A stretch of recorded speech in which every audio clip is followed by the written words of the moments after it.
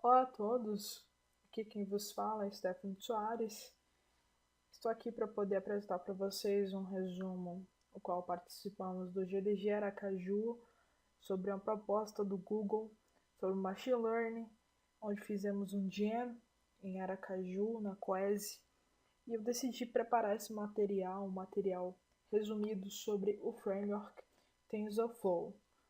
Vou falar um pouquinho sobre ele e mostrar um pouquinho do nosso trabalho. Quero mostrar para vocês esse Jam foi realizado por mim e a Jéssica. A Jéssica abordou mais a parte de Machine Learning, ela abordou mais a parte matemática e eu abordei mais sobre a questão do TensorFlow. E nisso apresentamos o curso do Google para todos aqueles envolvidos na comunidade. Então eu decidi compartilhar com vocês um pouquinho sobre isso, sobre essa nossa experiência e falar um pouquinho do TensorFlow. O TensorFlow, eu estou elaborando um curso sobre ele, um curso que vai trabalhar mais com Ubuntu do que no Windows, mas você vai conseguir fazer um proveito máximo que você possa imaginar, tá bom? Então vou mostrar aqui para vocês.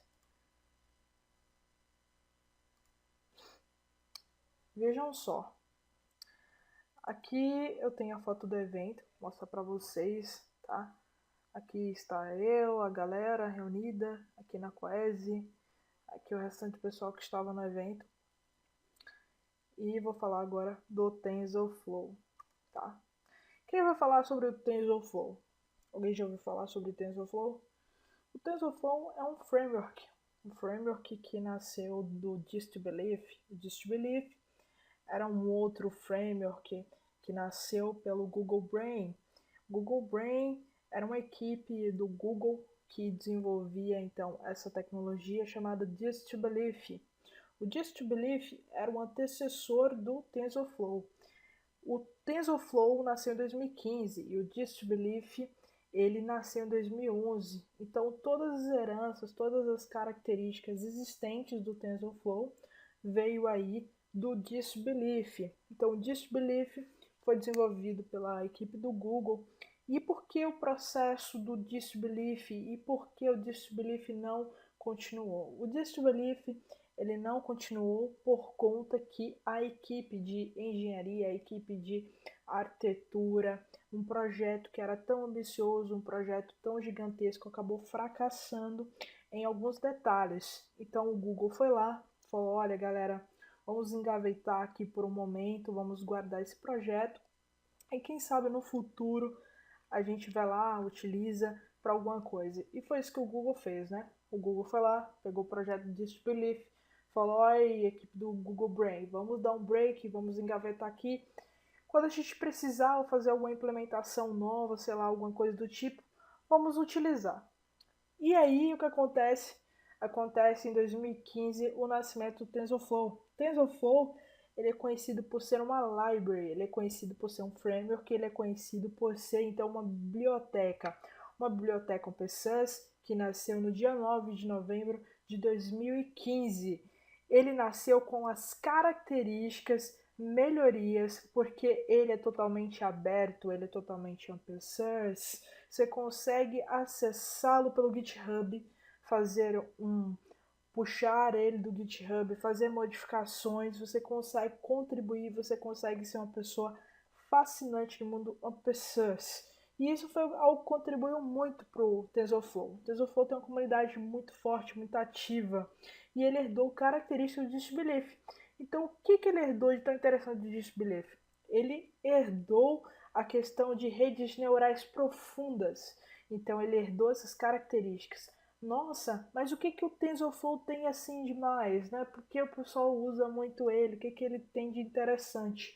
O TensorFlow ele é conhecido por ser flexível, o TensorFlow ele é conhecido por ser eficiente, o TensorFlow ele é conhecido por ser portável.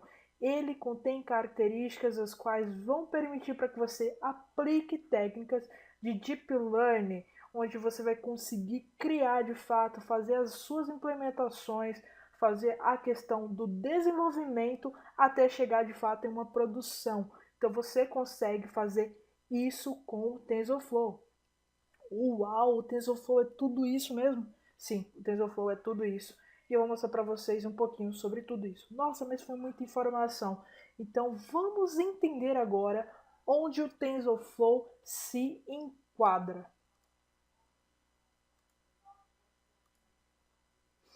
Vejam só, onde o TensorFlow se enquadra. Então temos aí IA, né? Inteligência Artificial.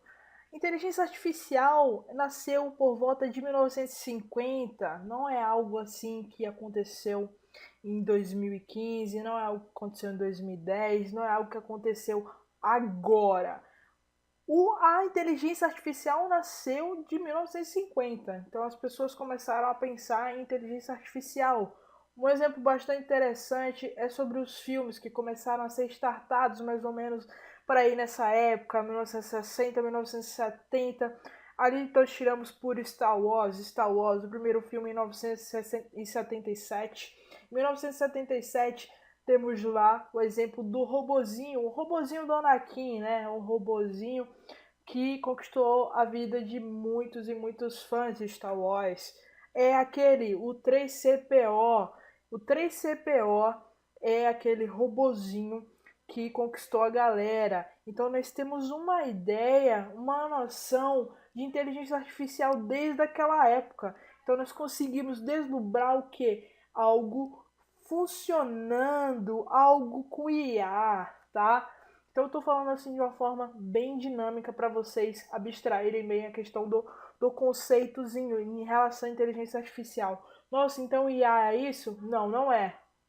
Apenas estou demonstrando para vocês através dessa imagem. Essa imagem foi retirada da NVIDIA, tá? Essa imagem é uma imagem original da NVIDIA, a qual quis então mostrar de uma forma bem simples sobre esse grupo, onde tem um subgrupo. Então temos aí um grupo dentro de um subgrupo. Então temos aí essa diferença. Às vezes há uma deficiência entre as pessoas conseguirem compreender a questão conceitual dessas coisas, né? Entre IA, Machine Learning, Deep Learning. Então eu estou aqui para poder conceituar e explicar para vocês da forma mais simples possível, beleza? Machine Learning, vemos aqui nessa imagem do lado do Machine Learning, vemos algumas mensagens sendo jogadas numa caixa, na verdade é numa lixeira, certo? Numa lixeira. Onde essas imagens são jogadas para essa lixeira, nós podemos analisar o que? O que nós temos hoje na parte de e-mail? Hein, galera? Para e pensa um pouquinho.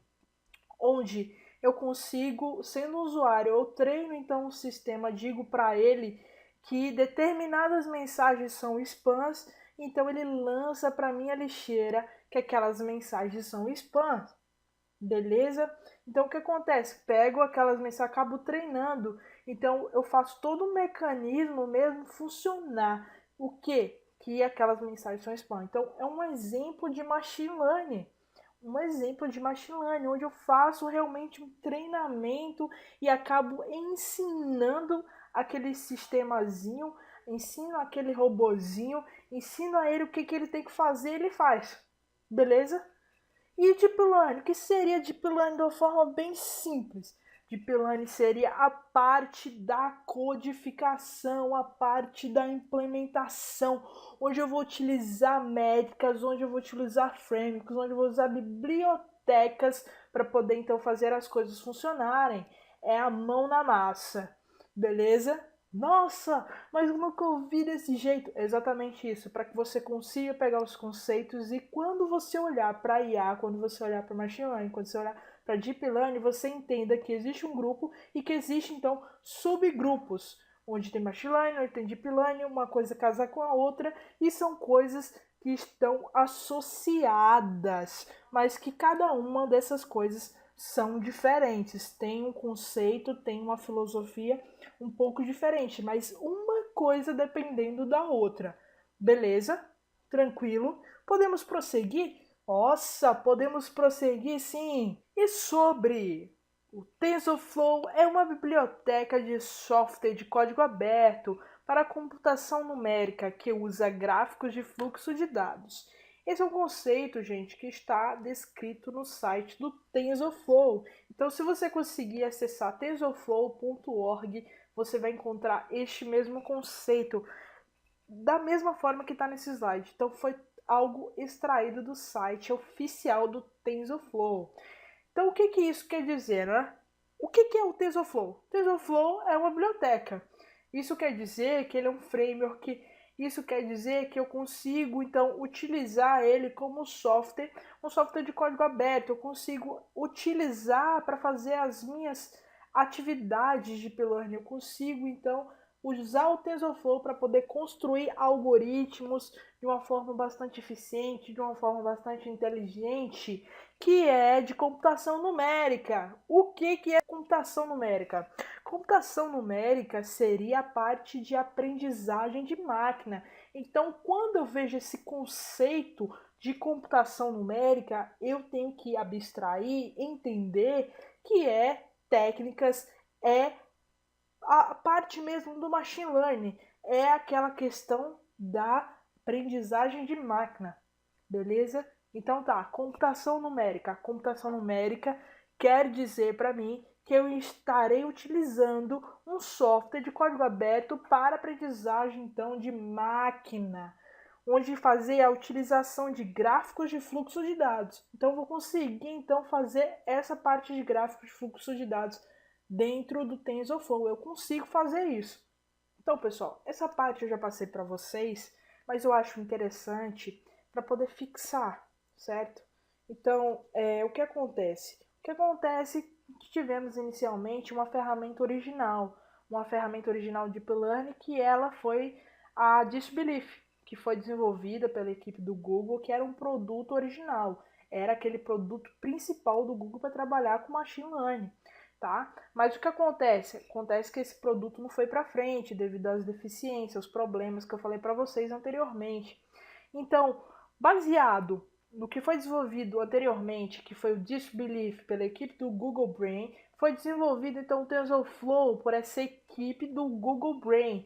Então, era uma empresa que trabalhava, né, no caso uma equipe, desculpa, era uma equipe que trabalhava ali de uma forma interna no Google para poder fazer então isso aí, tá? E foi lançado com a licença do Apache 2.0, tá? Então foi uma licença de código aberto 2.0 em novembro de 2015. Apenas fixar alguns conceitos importantes. Perfeito? Então vamos lá. Para fixar mais sobre o TensorFlow, eu sei que ele é uma biblioteca de machine learning, né, de computação numérica, tá? Então, como eu expliquei para você, é o que? De computação numérica. Computação numérica é machine learning, então é open source, eu tenho isso, tá? Eu tenho funções específicas de deep learning, então eu consigo utilizar o TensorFlow para poder aplicar realmente aquilo que eu preciso de deep learning, né? Técnicas, implementações, eu consigo usar o TensorFlow para poder fazer as minhas implementações, porque ele é uma biblioteca. Então eu também consigo utilizar o TensorFlow da minha parte de desenvolvimento até a produção, beleza? De desenvolvimento à produção. Nossa, o TensorFlow tem tudo isso? Tem, e tem muito mais. Eu deixei aqui mais um slide só para mostrar para vocês. O TensorFlow tem algumas extensões, inclusive essa, que é um stack de software, que é especificamente para desenvolvimento Android. Então existe algo no TensorFlow que você vai conseguir fazer implementações com suas aplicações nativas, tá? Então se você tem um aplicativo Android, você consegue fazer uma integração de IA na sua aplicação Android. Então, a maioria dos aplicativos, a maioria deles mesmo, tá? Aqueles que são bem ranqueados e coisa e tal, aplicam métricas, aplicam coisas relacionadas a IA. Essas coisas são o quê? São algoritmos inteligentes, tá, galera? Então, aplica esses algoritmos inteligentes usando TensorFlow, usando um outro framework, mas especificamente o TensorFlow, que é bem conhecido, para poder, então, ranquear seus aplicativos na loja. Então, o TensorFlow é um exemplo disso. Então, você pode utilizar o TensorFlow para poder aplicar em seus produtos. Então, temos aí o TensorFlow Lite, dê uma pesquisada, beleza? Existem já bibliotecas prontas para você estar utilizando. Tranquilo? Além disso tudo que eu falei para vocês, tem a questão de recursos. Então, o TensorFlow ele fornece uma API em Python, também para C++, né, C++, Java, Go e assim por diante. E existe ainda pacotes de terceiros que estão disponíveis C Sharp, Julia, a linguagem R e Scala. Então você pode se aprofundar e saber que você pode utilizar esses recursos para poder então aplicar em suas aplicações. Aguardo vocês numa próxima aula. Espero ter contribuído, espero ter ajudado. E esse foi um resumo que passamos no GDG. Tá? A Jéssica aplicou sobre a questão mais de machine learning, sobre a questão matemática, e eu apliquei esse breve resumo sobre TensorFlow, tá? Uma breve introdução diante o que esse framework pode fazer.